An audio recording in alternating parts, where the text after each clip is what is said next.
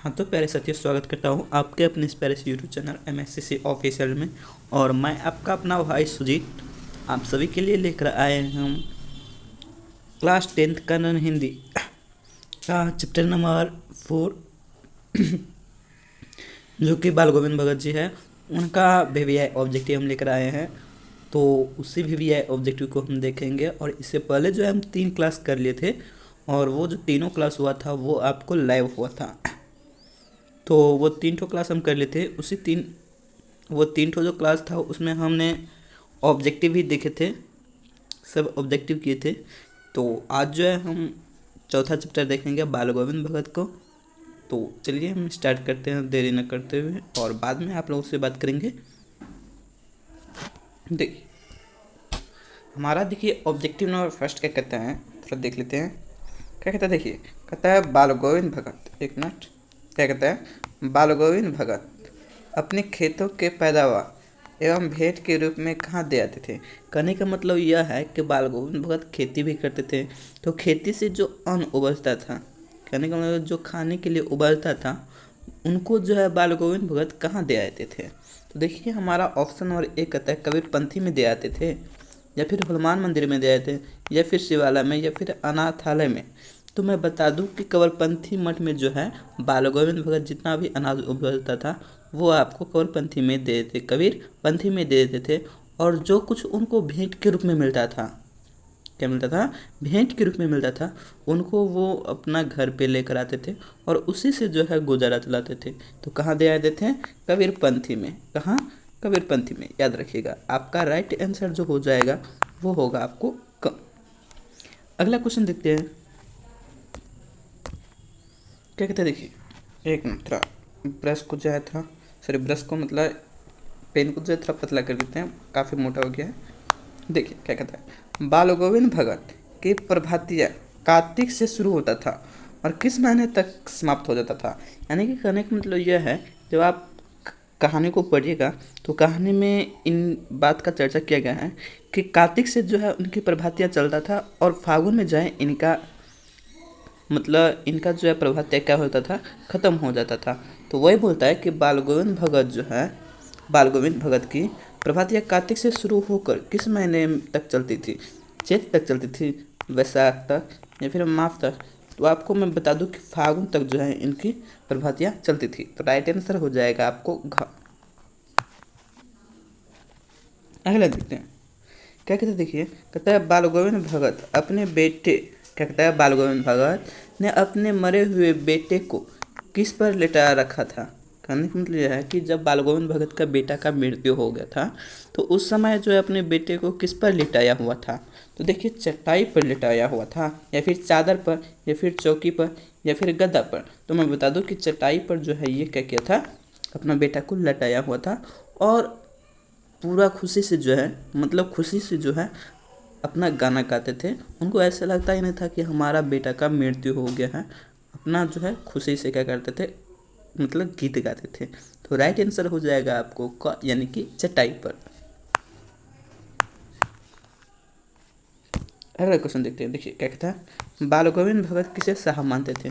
देखिए बाल गोविंद भगत जो है आपको कबीर जी को जो है अपना शाह मानते थे। अब बोलिएगा आप सर कबीर जी को काहे मानते थे साहब। तो कबीर जी को इसलिए मानते थे क्योंकि बाल गोविंद भगत जो है कबीर जी के द्वारा ही दिखाए गए मार्ग पर क्या करते थे, चलते थे। उन्हीं के राह पर दिखाए गए रास्ते पर भी चलते थे। तो साहब किसको मानते थे, कबीर जी को मानते थे। तो राइट आंसर हो जाएगा आपको ग, यानी कि कबीर। क्या, कबीर।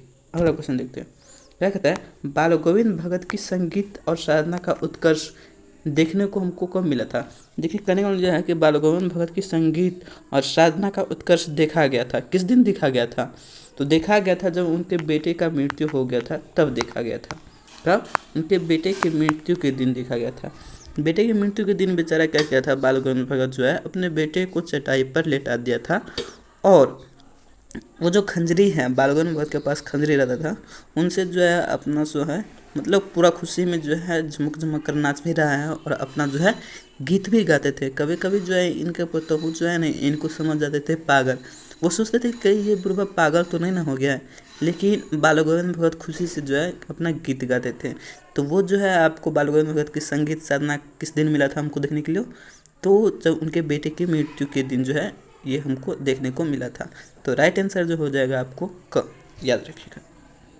अगला क्वेश्चन देखते हैं क्या कहते हैं।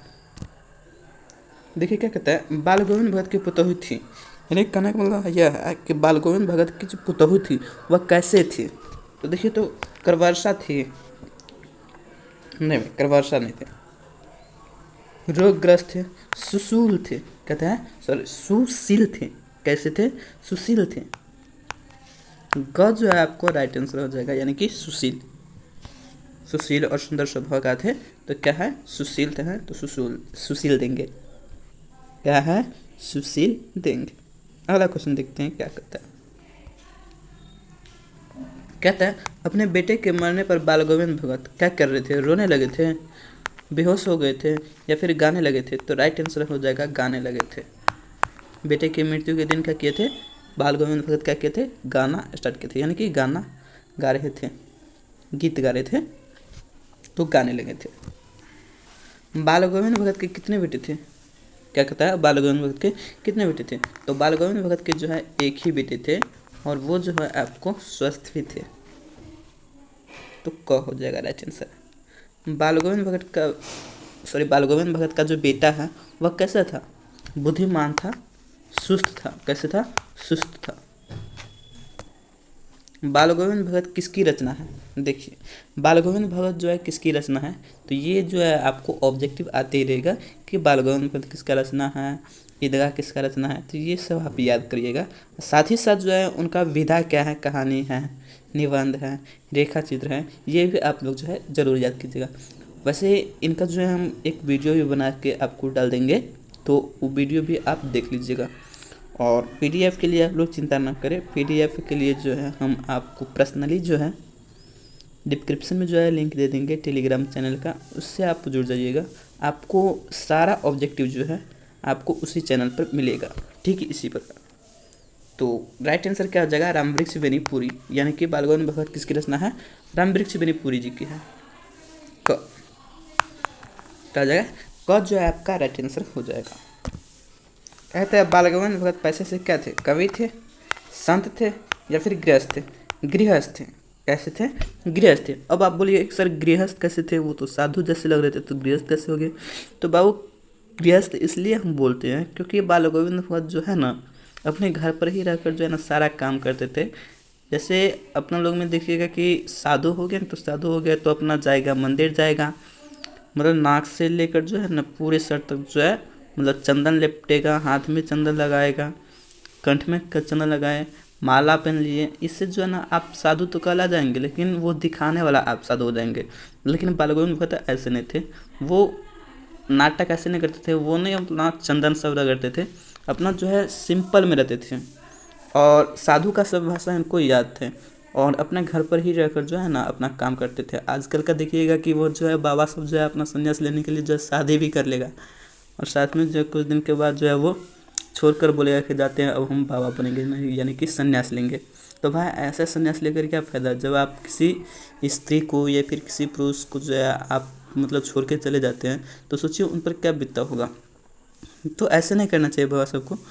अगर आपको सन्यासी लेना है तो अपना शादी से पहले ले लीजिए, ताकि आपका बाल बच्चा ना हो, और आपको सोचना ना पड़े कि शादी के बाद सोचना ना पड़े कि हमारा बाल बच्चा क्या करेगा, हम यदि संन्यास ले लेते हैं तो हमारा पत्नी का क्या होगा। ये सब जो है आप सोच के जो है अगर संन्यास लेते हैं, चाहे बाबा बनते हैं, तो ये सब सोच के बनिए।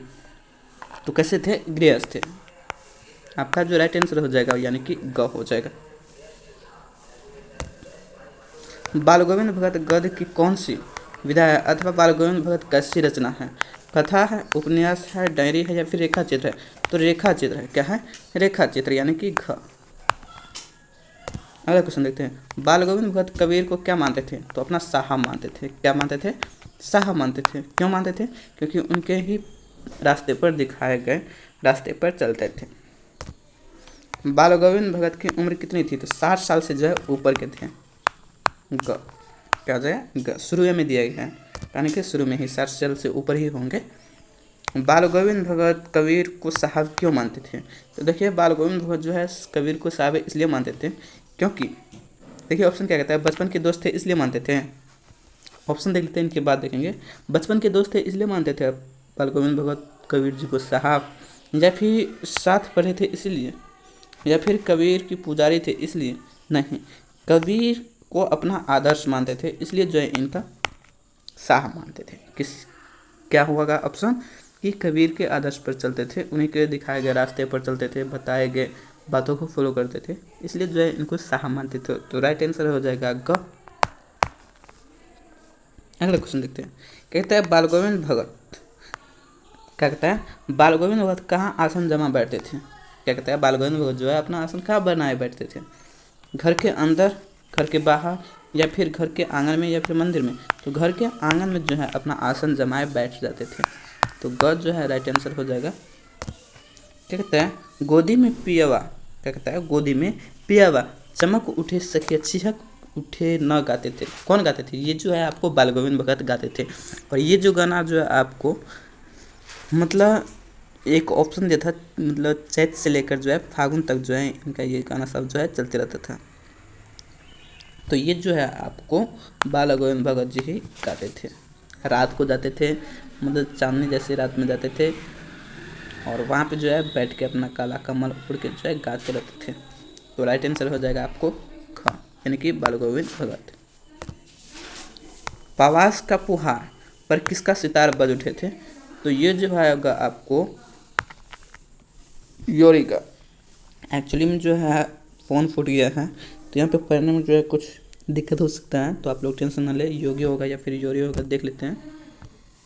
योगी के क्या होगा, योगी की, यानी कि क जो है आपका राइट आंसर हो जाएगा। भैंस से दूध लेना है या फिर कसीदारी करवानी है, किसने कहा था? तो ये जो है आपको मालिक ने कहा था, कहानी में दिया गया है, देख लीजिएगा। ख जो है राइट आंसर हो जाएगा। तो ये जो है हमारा 19वां ऑब्जेक्टिव जो कि बाल गोविंद भगत से लिया गया था, ये हमारा ऑब्जेक्टिव कंप्लीट होता है। और मैं आशा करता हूँ कि आप लोग अगर ये ऑब्जेक्टिव देखते हैं तो ऐसा तो नहीं है कि हम ऑब्जेक्टिव कराते हैं तो A to Z ऑब्जेक्टिव आपको मतलब बिहार बोर्ड में जो है आना ही तय है। A to Z तो नहीं आएगा, लेकिन इसी में से जो है 2 ठो या फिर 1 ठो या फिर 3 ठो जो है आपको ऑब्जेक्टिव आएगा। मान लीजिए हम एक चैप्टर कराए, जैसे देखिए यहाँ पे हम बाल गोविंद भगत को कराए, बाल गोविंद भगत से जो है यदि 10-12 ठो ऑब्जेक्टिव पूछ देता है तो फिर बिहार बोर्ड है, उनको पूछने के लिए और भी चैप्टर है, तो उनमें से भी पूछेगा। जैसे इसमें से देख लीजिए, अगर हम 19 ऑब्जेक्टिव कराएं तो ऐसा नहीं है कि आपको एक भी ऑब्जेक्टिव नहीं आएगा। इसी में से जो है हो सकता है आपको 2 भी ऑब्जेक्टिव आ सकता है, या फिर इसी में से जो है आपको 3 ठो भी ऑब्जेक्टिव आ सकता है, या फिर नहीं भी आ सकता है। हो सकता है आपको तू जिंदा है तो ज़िंदगी की जीत में यकीन कर यहाँ से भी आ जाए। तो ये सब जो है आपको ऑब्जेक्टिव कराएगा, इसलिए जो है हम आपको जो है मतलब सब चैप्टर का जो है आपको ऑब्जेक्टिव कराएंगे भी है। तो वही आप ऑब्जेक्टिव देखिए और उनको जो है आप लोग याद कीजिए। जब तक आप याद नहीं करते हैं तब तक आपको जो है ऑब्जेक्टिव नहीं बनने वाला है। तो हमको बाद में नहीं बोलिए कि सर हम तो पूरा चैप्टर का ऑब्जेक्टिव कर लिए फिर भी हम उससे नहीं बना है। तो आप लोग ऑब्जेक्टिव को याद कीजिए, ऑब्जेक्टिव को पढ़िए। अगर आपको ऑब्जेक्टिव नहीं मिलता है तो हमारा चैनल है MSCC ऑफिशियल के नाम से जाए, उनसे आप लोग जुड़िए और वहीं पर जो है आपको ऑब्जेक्टिव मिलेगा, वहीं से आप बनाइए। तो आशा करते हैं कि आप लोग को ये वीडियो अच्छा लगा हो। अगर वीडियो अच्छा लगा हो तो आप लोग सब्सक्राइब कीजिए, ताकि अगले वीडियो में हम आपके दोस्त और भाई को भी पढ़ा सकें।